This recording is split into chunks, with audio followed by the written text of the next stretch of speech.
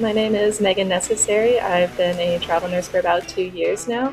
Been a nurse overall for about 6 years, and my specialty is cardiothoracic ICU.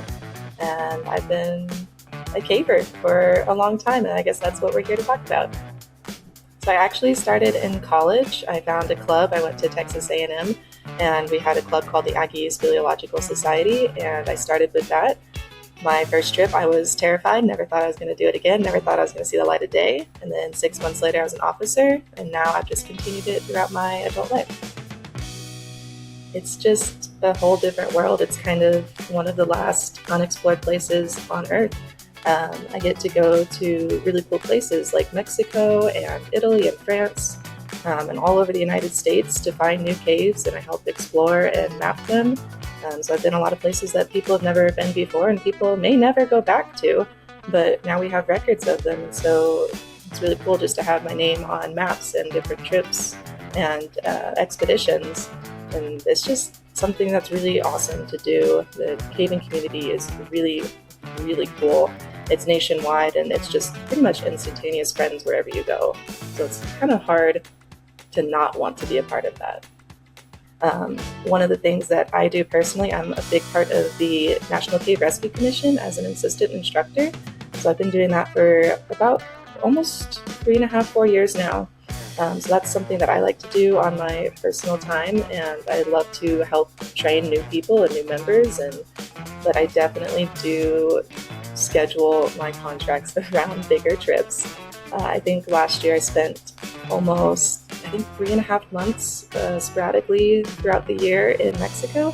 And being on travel assignments has given me the flexibility to take time off between them to go on these trips, or even during a contract, if your employer is flexible enough, you can take off a good amount of time and go and do these trips. And so it's a really great opportunity for me to not miss out while still maintaining a good job.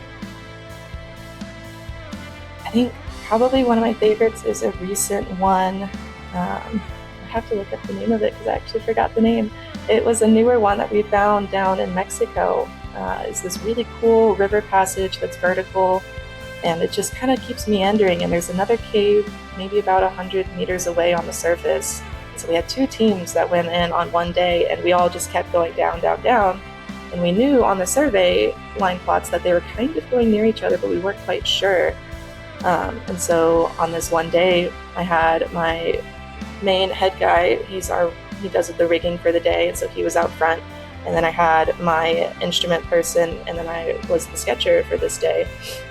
And I noticed that my rigging guy kept talking, and I was like, he doesn't actually speak a lot of English. And I was like, I don't know who he's talking to. Is he talking to himself? I can't really tell. And we realized later that he was talking to the other team. So it was really cool to make an underground connection. And so we got to meet up and take a big group picture, and then we all took one route out and de-rigged one side of the cave, and the next day we went back and took down the other side.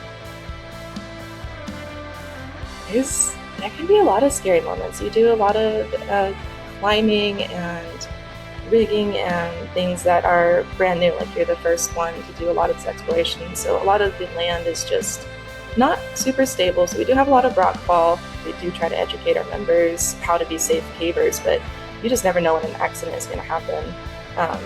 But that's why we take extra trainings. That's why I like to do National Cave Rescue Commission seminars and just try to be as ready as you can. But really, it's just those accidents that really get to your core. But it's still worth it for what we do, and everyone always comes back to it at the end of the day.